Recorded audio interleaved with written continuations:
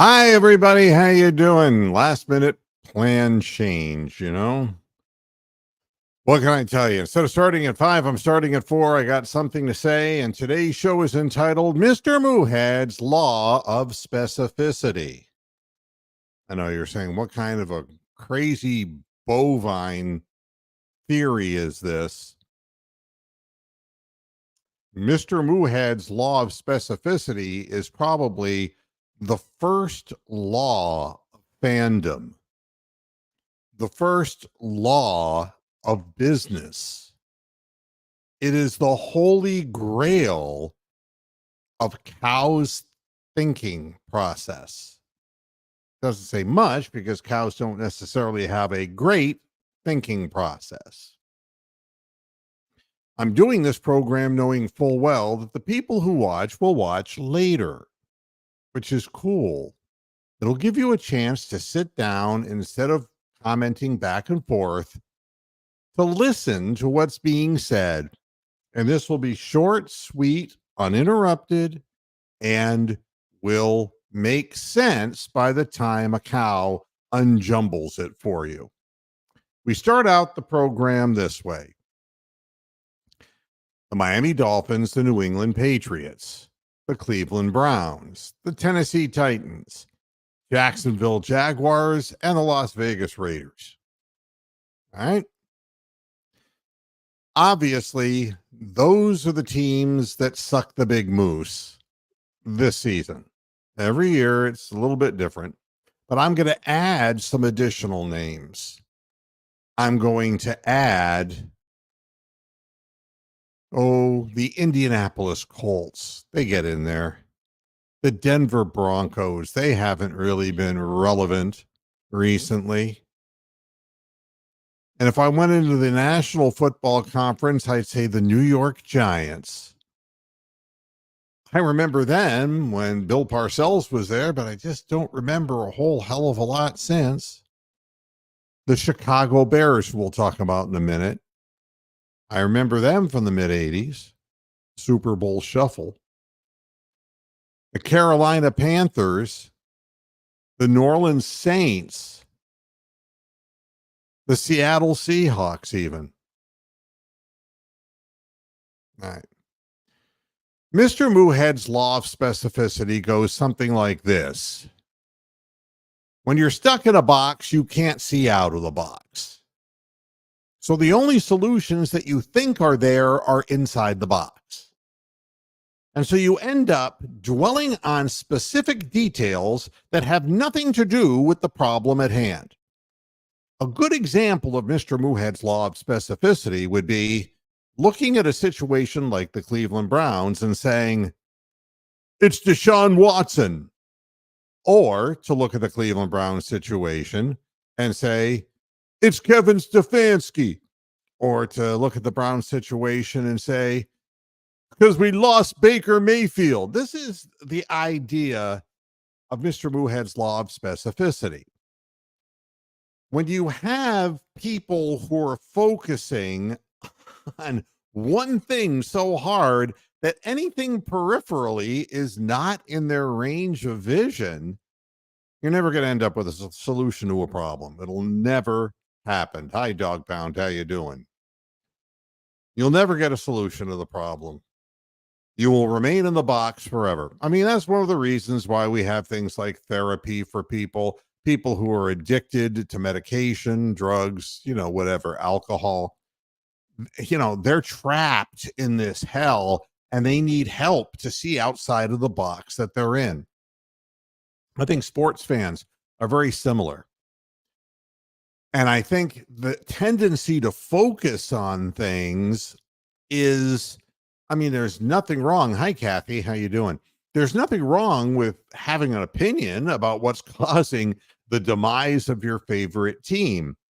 But you pound it and you pound it and you pound it. And the fact is, I think all of the fans want the same thing. They want a winning football team. And all the markets that I just mentioned, which for the people who are just arriving on the scene, Miami and New England and Cleveland and Tennessee, Jacksonville and Denver and Las Vegas and New York Giants and the Dallas Cowboys, we'll put them in there too. And we go with the Chicago Bears, the Carolina Panthers, New Orleans Saints, the Seattle Seahawks. The bottom line is Michael Jackson said it. You are not alone. Yeah. Although that sounded like Edith Bunker singing Michael Jackson. But Cleveland fans, don't fret. The solution is really not that difficult.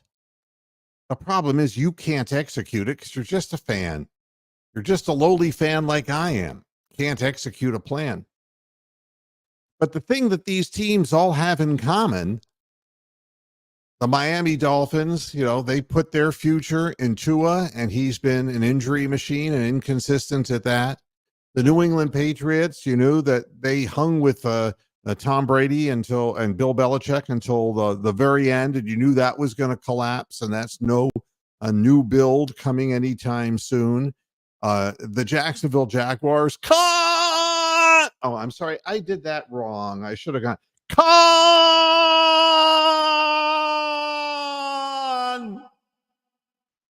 All right, when you have an owner like that, for God's sakes. Tennessee Titans. Besides the Music City Miracle, what do you remember? They've had all kinds of problems there. The Denver Broncos are still remembering Horsemouth from the 80s. The New York Giants are still remembering Bill Parcells. The Chicago Bears are just trying to get out of their own fucking way, and they're trying their damnedest to kill their rookie quarterback. The New Orleans Saints, Tom Benson's long dead and gone, and his dancing is over with. Nothing good's happened there. The Carolina Panthers, they went full bore into Cam Newton, and look what happened. Hello, Mr. B. How you doing? So you look at these teams and you say to yourself, we're not alone. I just named a lot of football teams, and they're never doing well. Every year they suck. And then you'll find one team like the Washington Commanders who are 7-2. And you're seeing players around the league saying, I want to go to Washington. Yeah, Jaden Daniels, I want to go there. Then there are the teams who are the swing teams. The Philadelphia Eagles, who everyone thought was going to be great, but Jalen hurts more than they thought he would. There's Kansas City, who's a perennial winner. We just got done seeing the Chargers, that personally I don't think is that good of a football team, to be honest with you. You have the Houston Texans, who have had the easiest damn schedule you could imagine, and they're 6-3, and they're headed for the playoffs like they were last year, but they're not as good or as dominant as they were last year. And they still have half a year, a little less than half a season to get their shit together. You've got a surprise Pittsburgh team who's doing better than anyone thought they would do. You've got the Ravens, who are probably doing a little worse than people thought they would do, but will be there in the end. You've got Cincinnati, who's being Zach Taylored out of existence. The New York Jets is the other one. Woody Johnson, please. Buffalo's been at the top of that division since Hector was a pup. For God's sakes. But the Jets, a win here, a win there. No quick answers to that. So here we are. Mr. Moohead's law of specificity. We're going to be great because we got Aaron Rodgers. These are examples of Mr. Moohead's law of specificity. Man, we got Tua. We are so set.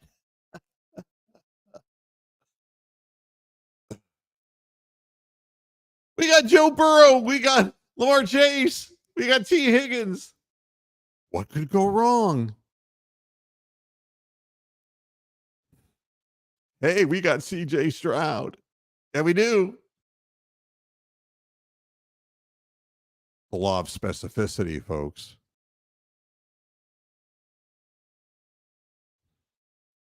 The Dallas Cowboys. Oh, Jerry Jones will spend a fortune on the team. He will. He will. The New York Giants. Well, just because Brian Daboll didn't have the best resume in the world, all right, we're done with that. So fans will point out things. Browns fans will point out the one thing: Deshaun Watson. It all started with Deshaun Watson, and it's like, nah, no, it didn't.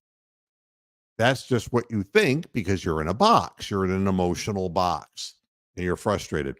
I'll tell you, when I learned and created Mr. Moohead's Law of Specificity, back when I decided I wanted to start podcasting, all the way back in the early 2000s, for God's sakes, I didn't have an understanding of what equipment. I had a good idea of radio equipment. So what I did is I applied radio equipment to internet broadcast. And I was the first person in the country to do that. And it worked. Oh, but my God, you should have seen my desk. It looked like it was an electrical fire waiting to happen. And the way things were connected, I had to draw up schematics. And the schematics were like these complicated illustrations. Hi, John. How you doing? Good. Good. And, plugging in and, some days the show wouldn't go on the air because it wasn't working. I couldn't figure out what's wrong. And then I found out that the way things were being done on the internet back then, there was no gigantic backbone of the internet. There was like the equivalent of Route 62 going through, New Philadelphia, or Route 30 going through Dalton, Ohio, or there were these congested pathways. And sometimes the internet would just get stuck. And I would be trying to get a show out there and trying to get it to a server, and it wasn't making all the necessary hops. Sometimes it was just the goddamn equipment that wasn't made for internet. It was made for radio. And I would get so frustrated. It was the most frustrating thing. And what I would do is say, fuck it. And I would go into the hot tub. Right by my swimming pool in the back, there's a hot tub. And I would just soak and close my eyes and just think about nothing. And say, I'm going to blank my mind completely. And I won't approach this again until my mind is fresh. Because I was so locked in and frustrated, I was in this emotional box. But invariably, after just chilling and walking away and letting common sense reign supreme, I'd come back and say, oh, for God's sakes, it's this or it's that. And I would get the thing set up. And it was the first year of podcasting. I'm telling you, honestly, it was fucked up. I was sharing a server with a bunch of political guys. They were nice guys. They were kind of kooky. They were libertarians, but they helped me. They helped me because I was sharing their server. And it was a real low rent kind of thing. There was no YouTube. There was no backbone for the internet. You just walk away sometimes. Sometimes that's what the fans have to do. Hey, Dizzy, how you doing? Sometimes you got to walk away from it. And I think people are pressing too hard, and they're overthinking the problems of the Cleveland Browns. I don't think it's really all that complicated. And I know the frustration because fans want a winner. That's why we're fans. We want the team to win. But what I realized yesterday is, it's kind of funny. Oh, Pioneers fan. How you doing, man? Old timers. We're all old timers, aren't we? We are so beyond the pale. Crazy. Good to see you, though. I just get to a point where it's like, this doesn't bother me. The Browns playing like the Browns have been playing doesn't bother me. I know what they need to do because I walked away from this. And by walking away, my head is clear. I got no point of view that I'm trying to jam down people's throats on social media. I got none of that. I know as a business person, I know what needs to be done. But there are people who are stuck. You don't like Deshaun Watson, so you're stuck on that one person. And look, that was a bad deal. Nobody's going to tell you that that was a good deal, that you mortgage your future on a win now proposition with a quarterback who was in trouble with the law. That's not a good idea. So you start off on that track and you go to hell from there.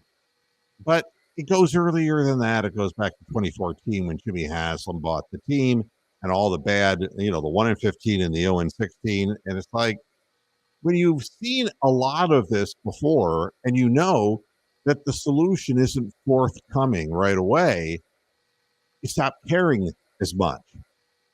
Because going through the law of specificity is a waste of time. The only thing to do is to think clearly. And when you think clearly, you have to come to the conclusion that I'm watching the Browns play unemotionally. I expect them to lose because they're not a good football team, but I'm not going to get upset about it. I'm not going to get angry enough to go on social media and start blasting into people or to start suggesting that we sign Jameis Winston to a never-ending contract and complicate the problems that we already have put upon ourselves. So you walk away and you clear your head and you get out of the box. And then you start discussing it. If you're a fan, hi, Christopher. And when you talk to fans about this, you're going to know that some fans' opinions are going to be different. But there are people still on social media who are just bludgeoning a guy who's crippled and never going to play for the Browns again. And it doesn't absolve him of his responsibility. He made $230 million. He didn't do so bad for himself, but his reputation is gone forever. And he'll never be the great player that people thought he would be. And this isn't the first time this has happened to an athlete. There have been lots of athletes who start off really strong with a lot of publicity and they self-destruct in the spotlight. That's sometimes the story. Now, a good organization could draft somebody like that and figure out that it was time to move on, but to double and triple down on something, then obviously the Browns ran themselves into a dead end here and left themselves with no quarterback whatsoever. But we haven't had one since 2014, folks. Let's be honest. So again, when you look at this from outside the box, it's like the New York Jets always suck because the owner makes bad decisions, and the Browns suck because the owner always makes bad decisions. The Jacksonville Jaguars suck because the owner always makes the wrong decisions. I mean, you thought Trevor Lawrence was going to be good? The guy's got a bad attitude and a noodle arm. I don't know why they thought, because he came from Clemson. Is that what they thought? I don't know how they think or why they think that way, but they have a track record of failure. And to sit there and say, it's Trevor Lawrence. No, it's not. If it wasn't him, it would be all the other people who played there, getting quarterbacks from the University of Central Florida, Blake Bortles, doing shit like that. You're going to lose and lose and lose. And that's what the owner has chosen to do. And what is he doing? He's getting a following in London, England. That team's probably going to be the first team to go to England. I'm dead serious. Because he's going to move that team out of Jacksonville and the fans will have absolutely nothing at all. And they don't care anyway. They stopped showing up a long time ago.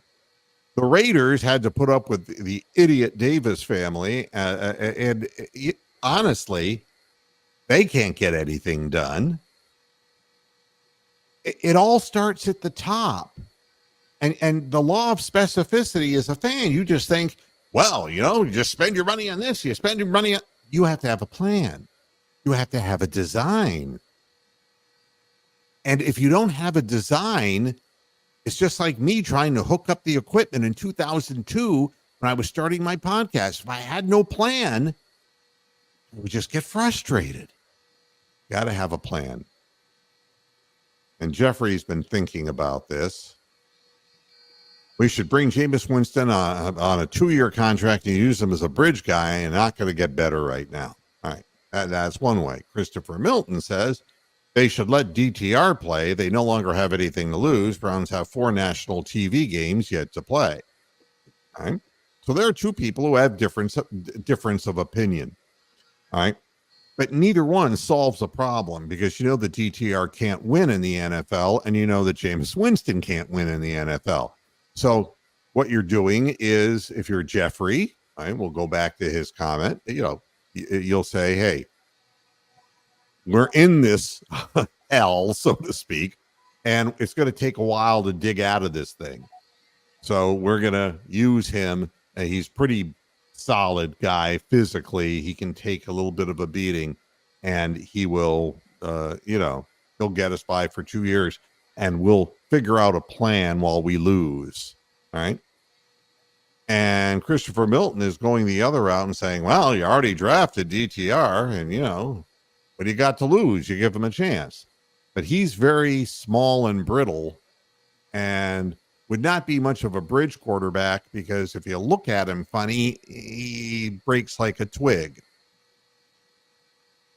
At this point, no, there is no restructuring.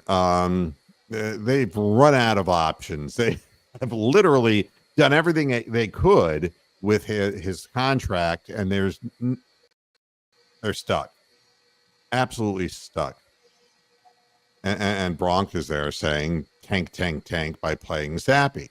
Now, I mean, those are your options right now. But the real question is, how do you get yourself in a position to start making better decisions?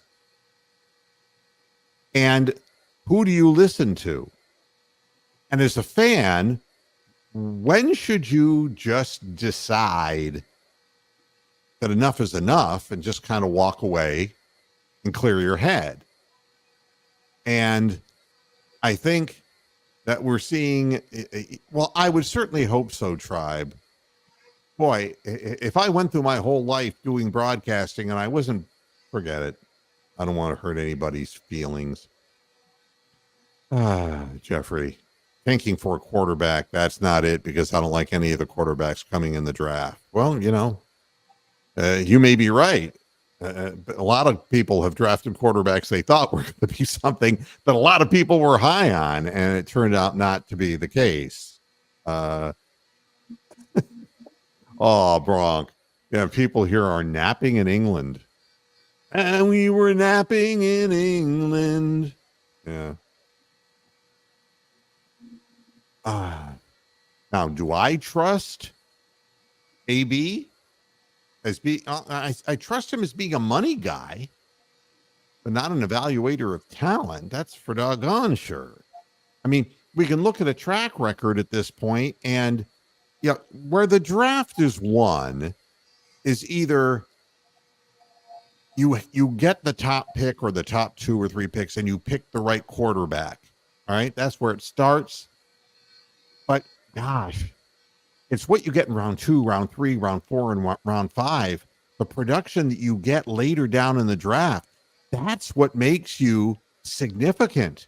That's what makes a team float over a long period of time, rather than having a spark and then just diminishing back into where it was immediately.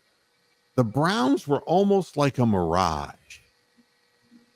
They got some good players and pieced them together, but they weren't altogether healthy. Conklin, when he joined the team, was never healthy when he came from Jacksonville, and he hasn't been healthy since. I hate to say it, but Myles Garrett is a shell of himself, because he's been playing around in automobiles and doing whatever the hell he's been doing, and His feet are messed up bad. His legs are messed up. He can't play hard for more than a few snaps in a row, as you saw in yesterday's game. We put a bunch of people on the field who have good names. And Wyatt Teller is a great blocker, and they had a few years of quality. And Nick Chubb was Nick Chubb. Now, I read somebody who said, well, the Browns wrecked Nick Chubb. No, they did not. Minkah Fitzpatrick's late hit messed up Nick Chubb's career. Not anything the Browns did. The Browns got a good offensive line. They got old. And the people that we drafted to try to supplement them as they got old, people like Jedrick Wills, now it turns out that he's not even going to be playing. And it's what we thought it was, is that he didn't really work his way back from an injury. He's not motivated. So there's a big miss at number 10 in the first round. That was the guy who was supposed to, you were supposed to have as a staple on your offensive line for years to come, like a Joe Thomas kind of guy. Didn't pan out. Now we have DeJuan Jones taking his spot, and people were concerned about him coming out of Ohio State because of a lack of conditioning, and he has usurped the number 10 overall pick in the draft because it was a bad pick. You look at all the Anthony Schwartzes and the people who were the second and third round and fourth round disasters that have been chosen by the Browns, and you have to replenish talent, and that takes a real acute mind. We don't have any of those. So, and I'm going to go back and bring up some of these comments.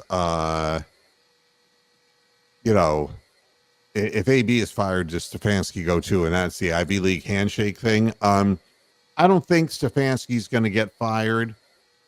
I think it's very likely that if the owner of the team doesn't fire DePodesta and bring in a qualified, knowledgeable person into the front office as far as talent assessment is concerned, if he doesn't do that, the fans will stop. I think they'll burn themselves out of just anger, focusing on one thing or two things, and they'll just quit caring, like has happened in Jacksonville. And you say, well, that's never happened before. These are different times, folks. We're living in a very different time. And there are better things for people to do than to scream at their television set, And there's a Conklin is the Wayne Garland. Yeah, the big Cleveland Indians free agent guy who had nothing but arm trouble. Absolutely. The Browns let the football guy out of the building. And again, the law of specificity, Christopher, states that if you're locked in the past, you can never find a solution in the future.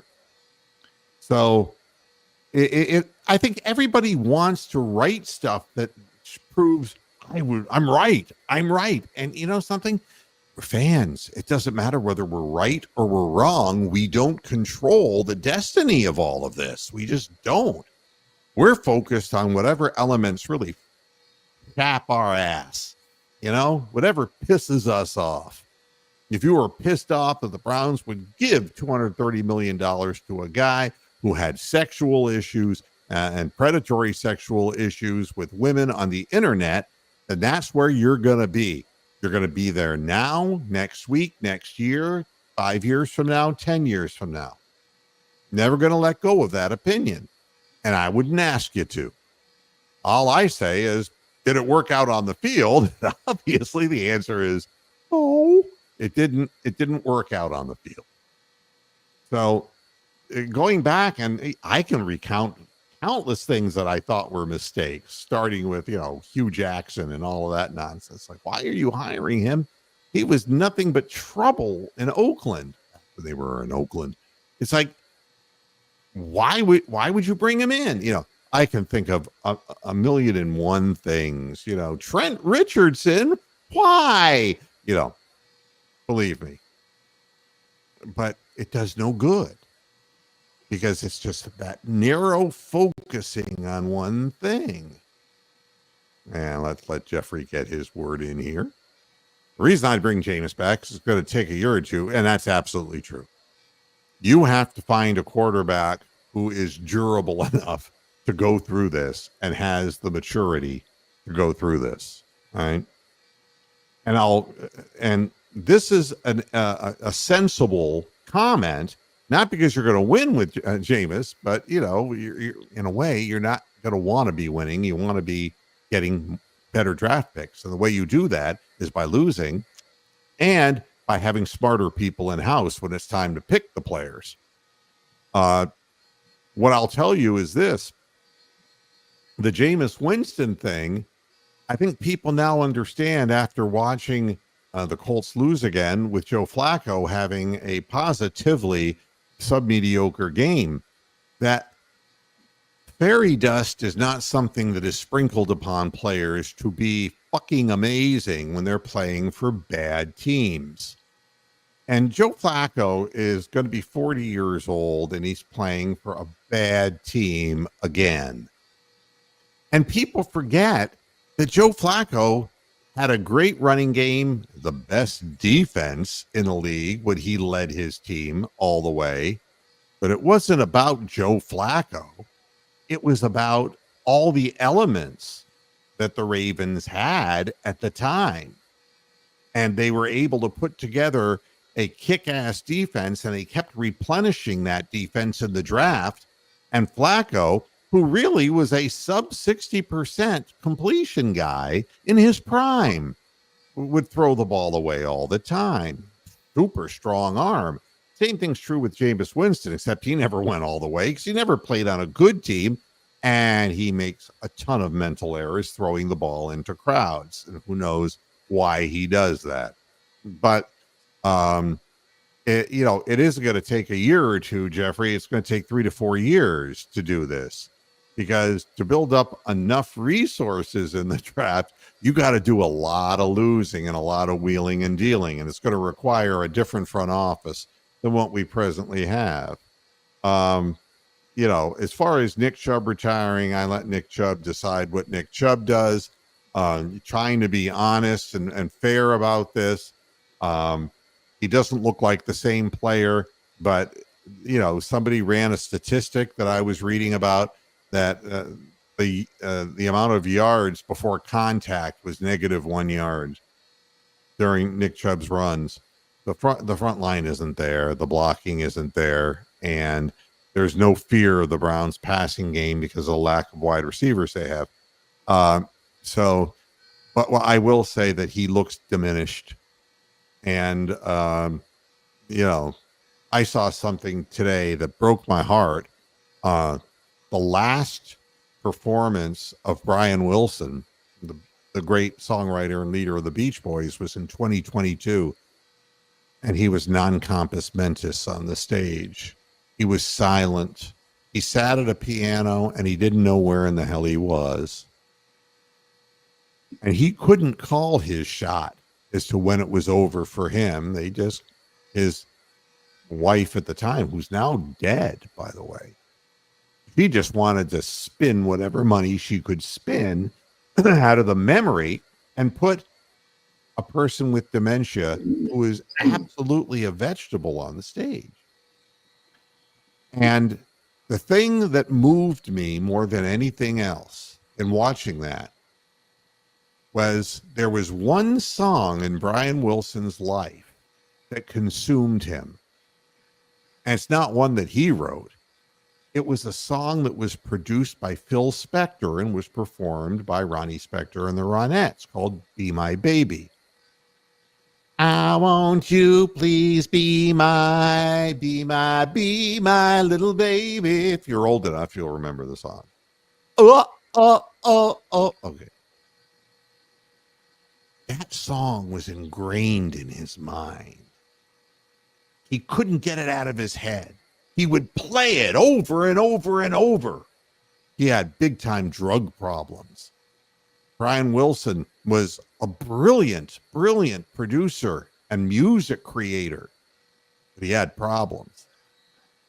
But he was up on stage totally non-compass menace, and the band was playing all the songs and singing the songs while he just sat there like a statue, silent.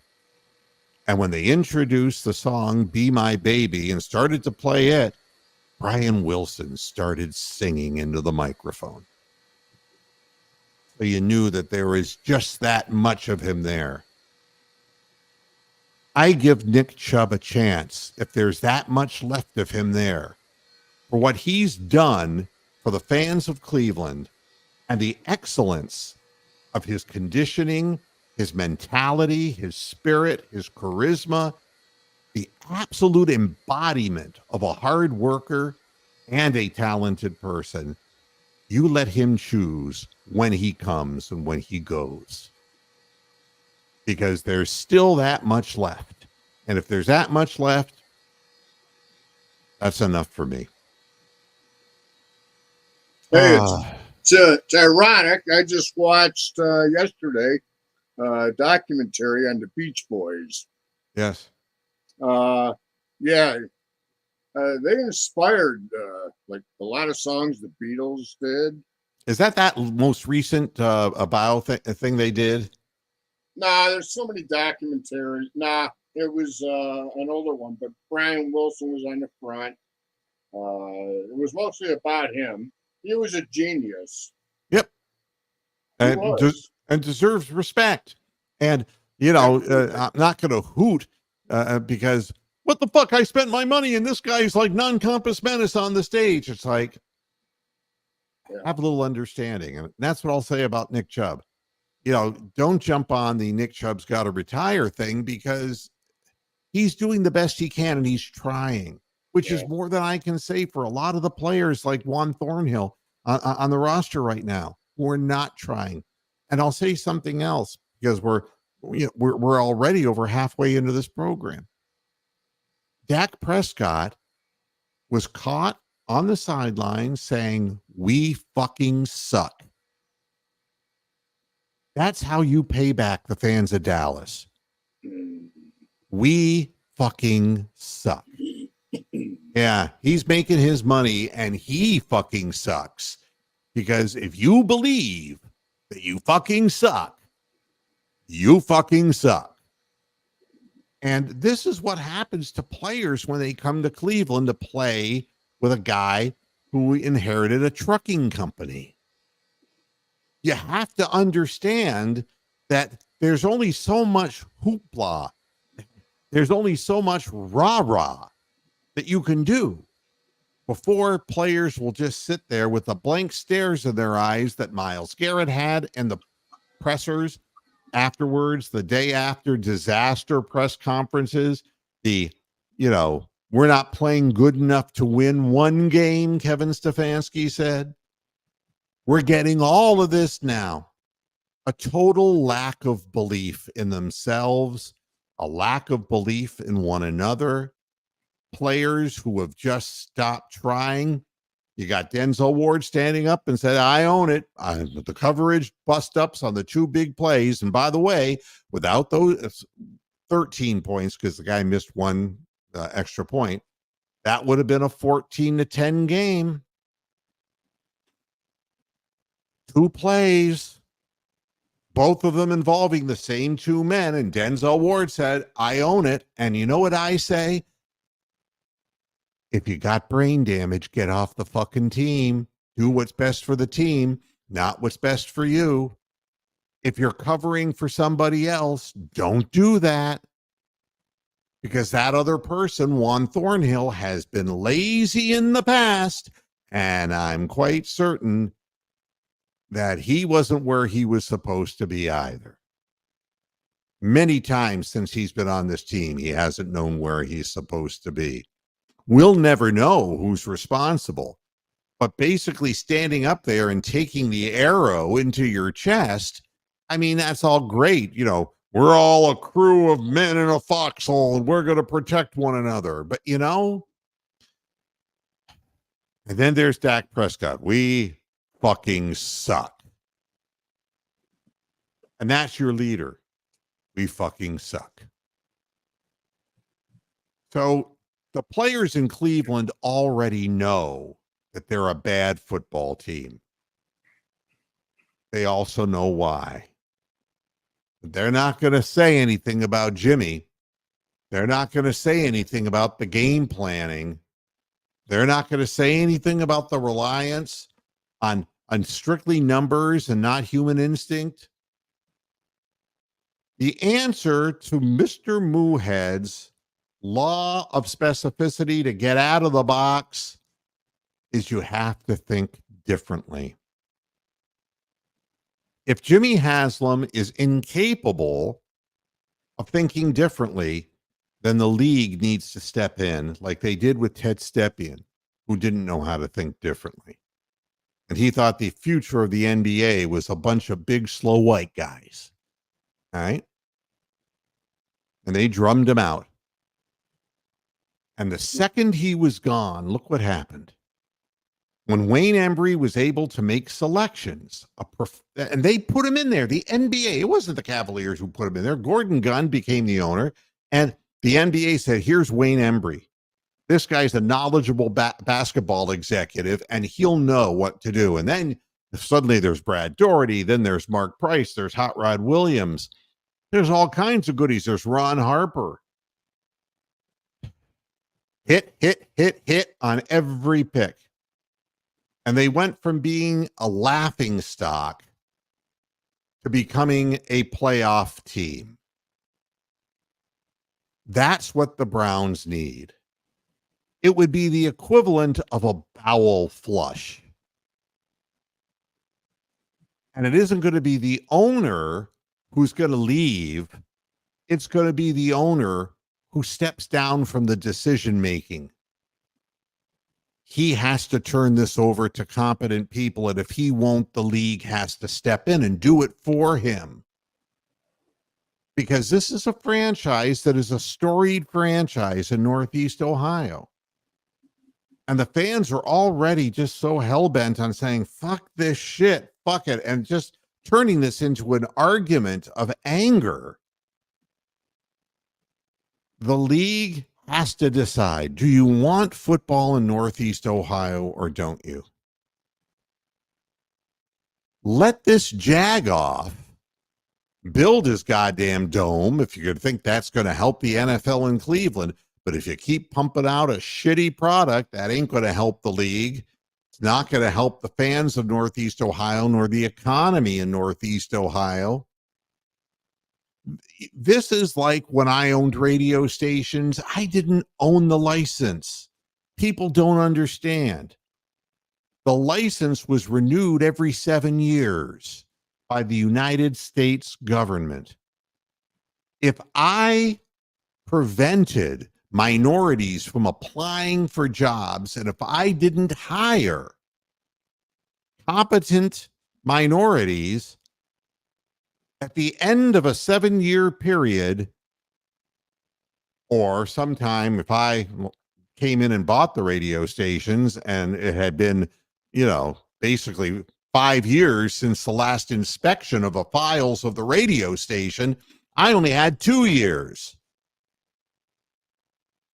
So what I owned was what I created, but the physical tower, the frequency of the radio station, I did not own. Federal government owned that. And look what they did.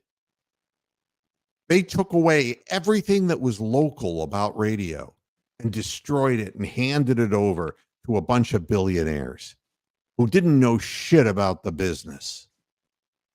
They didn't know anything about localized broadcasts and how to get people involved in the towns in which they were running radio stations. The NFL has to be smart. It's a billionaire boys club. We know that. But they got to put out a good product, for God's sakes. And maybe they're just satisfied with the Cleveland Browns being the laughing stock of the league forever. That's entirely possible. Maybe that just gives people in the big podcasts on the internet and on the networks, an axe to grind forever. They can always fall back on the ineptitude of the Cleveland Browns. But if you're a fan and you're sick of getting kicked in the teeth by the national media and you're sick of turning on your television and hearing Stephen A. Smith making fun of, or whoever making fun of, the city of Cleveland, then it starts with you. Clear your heads. This isn't a war between fans. We all want to win. We all want a team that's going to be good with qualified players playing at the skilled positions. We all want that. But we're not working together on it at all. We're pointing fingers and we're accusing this guy of that and that guy of this. And it's not helping. The message is to the NFL, get an owner in here that understands the business that they're in, or will hire people who understand the business that he's in. Gordon Gund was fucking blind when he came to Cleveland. The Gund Arena and all of the stuff that he did, he didn't know shit about basketball. He didn't. But when the NBA put a qualified general manager into his life, and then they started getting draft picks and the team became better, they weren't a laughing stock anymore, and Ted Stepien was gone forever, and we didn't have to hear about that asshole anymore. But we're reliving this every couple of years, every mistake that Jimmy Haslam continues to make. Divorce him from the team. Step in. Force them to bring qualified people. Look at the Commanders, for God's sakes. Did you learn nothing, NFL? Did you learn nothing? All it took was to get his crazy ass out of the organization. That's all it took. People are enthused about going to play there now because he's gone. Daniel Snyder. Oh, okay, Snyder, yeah. He's gone. Really? I didn't know that. Yes. New ownership in there, and they've turned this puppy around. They're 7-2. Now they're going to win a Super Bowl, probably not with a rookie quarterback, but he's a damn nice looking rookie quarterback. And the people there, for the first time since they were hogs back when, and John Riggins was running the football for him, for the first time, they have hope. And it was the league that stepped in, because he was doing all kinds of things, wayward things as far as sexual advances and doing all kinds of unprofessional things, and they got his ass out of there. They did the same thing with the Clippers in the NBA. They had to get Sterling the hell out of there. And they did. And they become a better basketball team. And suddenly they started drafting better players. It was like Ted Stepien all over again. That's what the Browns need, the infusion of professionalism within their front office. I don't mind if Jimmy and Dee want to go on a tour of philanthropy for what they're doing for Northeast Ohio with this dome. That's fine. If he wants to be big man on campus, that's fine. Don't fuck the product up. You're throwing away the baby with the bathwater. You can't do it. Do your little dog and pony show with your wife and get the fuck out of the interests of the professionalism of this organization. Let's get some real players in here and some real management people who know what the hell they're doing and are not relying on spinning a fucking roulette wheel and calling it analytics. Use your fucking eyes and see. Run your business like you know how, or find people who will. And you know something? I played against Clear Channel. I played against, there were a series of big companies that were in the markets that I played in. A lot of them. Citadel was another one. And invariably, I kicked their ass in every one of the mid-sized markets that I was in, whether it was Flint or Binghamton, New York, kicked their ass blind. Because nobody was paying attention to Binghamton and Flint. Nobody was paying attention to that shit. Nobody cared because they had bigger fish to fry because they owned all the radio stations in Los Angeles and in New York and in Detroit and in Chicago and in Atlanta. They didn't give a shit about Binghamton, New York and Flint, Michigan. Give me a break. But that's what I specialized in. That's what I do.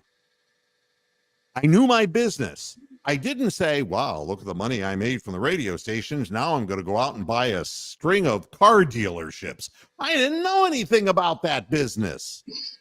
And Jimmy Haslam knows nothing about how to run a professional football team. It's obvious by now. Can we please stop arguing with one another and do what we can? You know, we did the most amazing letter writing campaign to get the football team back after they took it away from us. Can we do something like that to get the NFL to look at the situation and say, this isn't in your best interests? The only way the NFL would know is if there were so many teams that were this bad that the TV ratings dropped and the revenue would drop. Then the NFL would do something about it. But if I'm sitting here and telling you that there aren't winning football teams in Cleveland, in Tennessee, in Jacksonville, in Las Vegas, because the team keeps fucking moving, that Denver hasn't done anything since John Elway was the quarterback there, that the New York Giants haven't done anything since Phil Simms was there, that the Dallas Cowboys have been nothing, and that Jerry Jones is a moron, that the New Orleans Saints are terrible. How many franchises are shit? I thought parity was a good thing. I thought it was great that fans could go to the park and say, whoa, there's a chance we could win this one, but we got a bunch of teams here, you know they're going to fucking lose before they play. And it's so bad that when the Panthers win a game, the fans are saying, we made a big mistake there because that just killed our chance at the #1 overall pick. That's fucked up. There's too many bad teams. There's too little parity. And the parity isn't because of money. They're all making money. It's that there's a brain drain. They don't know how to run these teams. The league needs to step in. It's their interest. Those radio stations were my interest. That was my sustenance. That's what gave me and my family a life that they earned and that they deserved. That's what it was. It just bothers me when people are running a business and just don't know how. So, now, you know, newly acquired GMs usually hire a new coach. Yeah. If you put professional people in, they're going to see what's wrong. They're going to know what's wrong. I come into a radio station and knew it was misprogrammed and playing the wrong fucking music for the city it was in. I knew that in 10 minutes. A good general manager would walk in and say, oh my God, what have they done? Letting the days go by. Well, same as it ever was, man. So you didn't play rap? Oh, I've told that story frequently. Back when New Jack Swing came out in the late 80s, and then it morphed into rap. Yes, we played rap. And, you know, the conclusion that I personally came to was that it was all fun and it was all kind of groovy movies when it was just pop shit, when it was just, you know,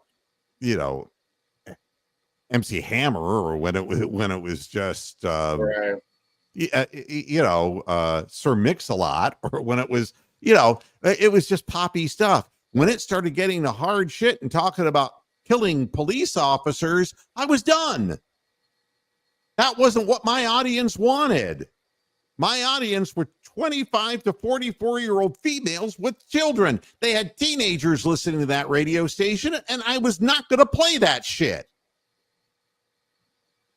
And I went on and editorialized on the radio station in Flint, Michigan, and said that verbatim. And said, if you want to listen to rap music, there's WDZZ. They were the urban station in Flint, 92.7, and they were a 3,000-watt urban radio station, and a good urban station at that carried good listenership in Flint, Michigan. I said, listen to them. We're not taking something away from you. You can go get it somewhere else, but we're going to have nothing to do with that.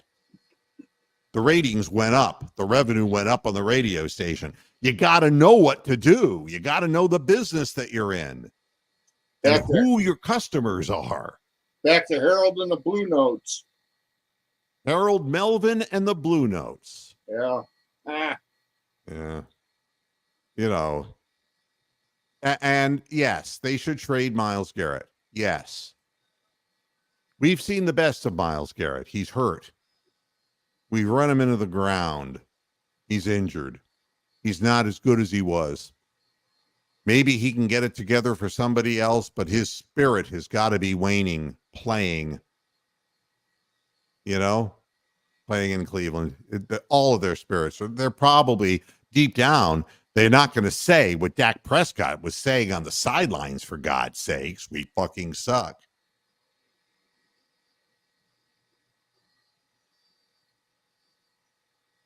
And you may be right, but let's give him a chance, Jeffrey. Let's give him a chance. Nick Chubb's earned it. You know. I don't think anybody wants to see Chubb get hurt further, but he's a grown man. He can make a decision for himself. If he thinks he can do it, he's not going to do it when he's 52 years old. Somebody got to tell Mike Tyson he's 58 years old. You know, so what if you knock out Jake Paul? What is that going to do for you? Do you just miss being in the spotlight? That's crazy shit. He's probably already got brain damage from all the years he boxed. That's not good. That is just not a good thing at all.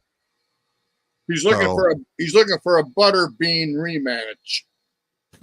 God only knows. I mean, you have your time, and you know, there's a difference between you know, telling somebody they can't play and letting somebody come to a sensible conclusion. But you look, I'm looking at the workouts that he's doing, and it doesn't mean anything. Building up all those big blocky muscles doesn't mean dick in a boxing ring.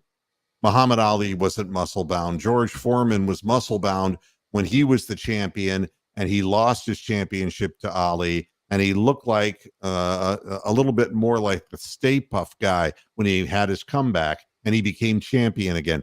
It's all how relaxed your bodies are. Your muscles are important, but you got to work muscles not just to become block muscles, or else you'll fatigue.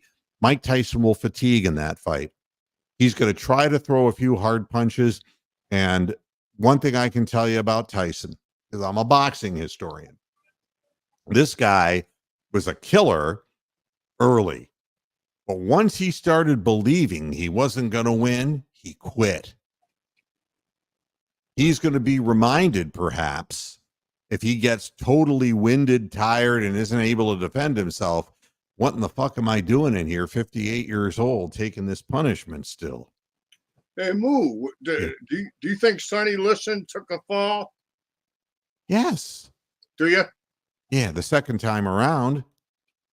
You know, the first time, no. I think the first time he honestly believed he was going to whoop Ali. Yeah. Or Cassius Clay back then. But yeah. But the second time, yeah, what, the famous phantom punch, which Ali called the anchor punch, that, yeah. Oh, that was the second time, huh? Yeah, that was second time in Bangor, Maine. Yeah, that was a travesty.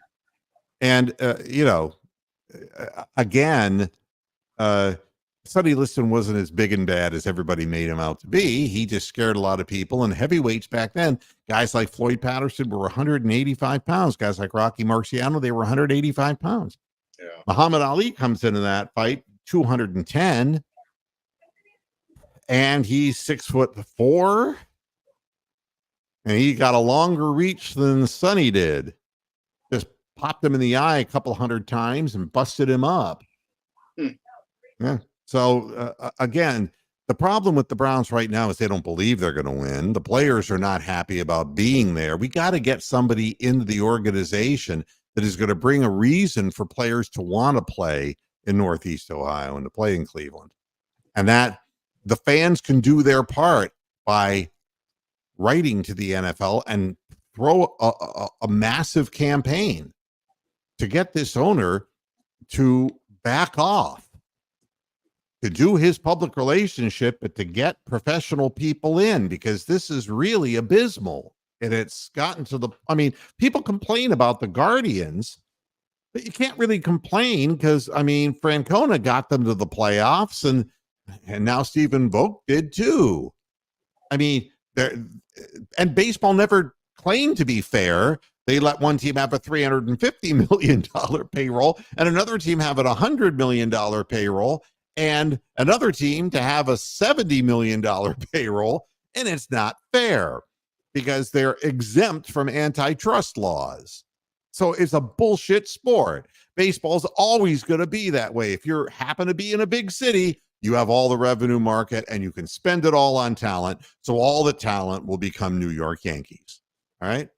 And the thing is, you never hear shit. It's been 16 years since that organization won a World Series. They've had every great player in every decade that played there, and they consistently fuck up.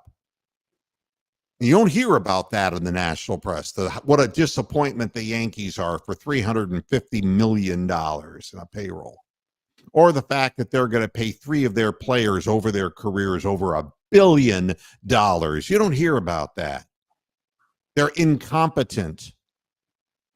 They're just making so much money they can spend it any way they want, and there's no ceiling to what they spend. In the NFL, you at least have that. But we've blown ours because we have inept business people in the front office. I mean, can we agree on that? Can we at least agree as fans that maybe we can row in the same direction here? I mean, I wish that my podcast over 22 years, because I started early, would have some kind of a big audience. But that, I was so tired after my years in broadcasting. I didn't want to run this like a business. I was exhausted. I had to beat the Federal Communications Commission to the punch before the big boys bought every station around me and put my ass out of business. I went into Binghamton, New York, and turned a radio station around in 2.5 years. It took me 9.5 to do it in Flint. I was exhausted. I was 374 bloated pounds. My health wasn't good. How much? 340? 374 pounds, John. Oh, holy cow. I was a sick holy cow. Man. Yepers. Yeah. And you weren't even a lineman. I was just eating myself to death because every day was just stress eating and stress. I had to get out of it. So I wasn't going to attack this podcast that way because there was no, I don't know the vagaries of the internet. I knew how to run local radio stations. I know nothing about how to promote a program on the internet. I'm as blind as Jimmy Haslam would be. So, but you could bet that if I really wanted to do it, I would have found somebody who knew how, because I didn't. But we just have to agree to disagree on the individual. We're stuck in a box kind of narrow law of specificity, and we have to work together as fans like we did to get the team back and try to get somebody competent in to manage the team and to bring better players and give some hope to the area. That's today's show. And I hope you understand what I'm saying and that I'm not just going out and getting angry at people. I don't know. Arnold Palmer had a stiff putter. Yeah. you said a little while ago, Uh, the last time the Browns had a good quarterback was in 2014. no, I said that Jimmy Haslam Oh, bought the Browns in oh, 2014. all right, all right. Yeah, 'cause I just looked it It's up. been 10 years, and we had 10 years of misery. We had 1 in 15, 0 and 16, and now this. Over a Right, 10-year period, it's too fucking much. The guy doesn't know how to right, run an organization. right. So we know that. And this isn't being a cow character or being rude. I'm just trying just to reach out and say, hey, could we agree on this much? That we can put some positive energy into this to get some things changed around a little bit here. Because right now, this guy's going in for the kill with his dome, and he wants Northeast Ohio to pay 50% of it, man. If he wants that, then step aside and let's bring in professional people to run the team. And what happened to parity? Parity doesn't exist right now in professional sports. And in the NFL, it's because of incompetence. And Major League Baseball, it's just because of unfairness. And it's the reason why I don't like Major League Baseball, because it's not fair. It's not fair and balanced at all. You're in a big city. If you're in Atlanta, you have a bigger payroll. If you're in New York, got a bigger payroll. If you're in Los Angeles, everybody knew it was going to be the Dodgers and the Yankees. Everybody knew that. There ain't no surprises and there ain't no feel good stories and all that.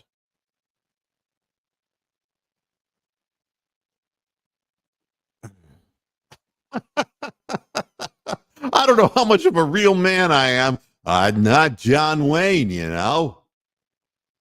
Round him on up, Mr. Grasshoff. Aha. Yeah. And Cedric Tillman, I have a little bit of hope for. Jerry Judy, I got no hope for. And again, the players who have a bad attitude, that's when it really comes out. It's like OBJ. When the going gets rough, they become total assholes. And and you may be right, Crumbly Q. That's probably absolutely true. But the league, it's just like the federal government, the FCC owning my licenses of the stations I owned. If they wanted to make my life hell, I'll tell you one last story about that. Looking to sell the radio properties, the first properties that I owned in Danville, Illinois. That was my stepping stone market to move up into Flint. Danville was a small town, 35,000 people in Illinois, just over the Indiana border. I had the radio station agreed to and sold. And then the Reverend Jesse Jackson threw a blanket lawsuit over the FCC that froze my ability to sell those radio stations. And I took a $400,000 hit because of that. It was at that point that I realized I don't own these radio stations. And God damn it, Jimmy Haslam bought a license to own the Cleveland Browns, but he doesn't own the Cleveland Browns. The NFL owns the Cleveland Browns. You want to find out how fast? If you start selling a lot of stuff with the Browns logo on it without NFL getting their fair cut, you'll find out who really owns the Cleveland Browns. You have more power than you think, people. The NFL wants to make money more than Jimmy Haslam does. Maybe we can do something. Hey, are you saying the FCC owned you because of affirmative action? I'm telling you that the FCC owned the licenses of every radio station in America. All Yeah. right. And that every 7 years, we had to go to the FCC and get clearance by them examining our personnel files to prove that we had interviewed a proper number of minority candidates and had hired qualified candidates for jobs. And I didn't have a problem with that because I was fair-minded. I wasn't trying to prevent people. I was looking for good people. I wanted to hire good people, but I didn't own the licenses. And what I found out in the end they started adding frequencies all over the United States, little 3,000 watt radio stations. And the reason they wound up doing that was to fit in those frequencies to they said it was for minorities and women and Native Americans to own radio properties. So we know what happened. The billionaire people like Clear Channel and the big companies who own all the radio stations now, they fronted Native American women as buyers of those stations and gave them the money. And that's how they consolidated my industry the way they did. Totally dishonest. And that's why a few people own all the radio stations in America. And the people who were competent and qualified got sent hither. That's why. So I didn't own that. The FCC made a decision that forced me to sell. If I didn't sell, I wouldn't see the rewards for the work I put in. I was retired at 43 with no way to ever get back. So there you have it. All right, everybody. I'm going out now. We're going to have a nice time on the town. I hope you do too. Cavaliers, let's go, man. We got the second game with the Milwaukee Bucks at home this time. Let's cross our fingers and hooves and let's put out that great effort that the Cavaliers have been putting out and cheer for your team, man. Cheer. Become a basketball fan. They're really good this year and they're really trying, and their coach is being sensible. It's exciting to watch. Check it out. Hasta la vista. Hasta la vista, Pastor Heads. Good night. And I'll see you at the end of the week. Bye-bye. All righty.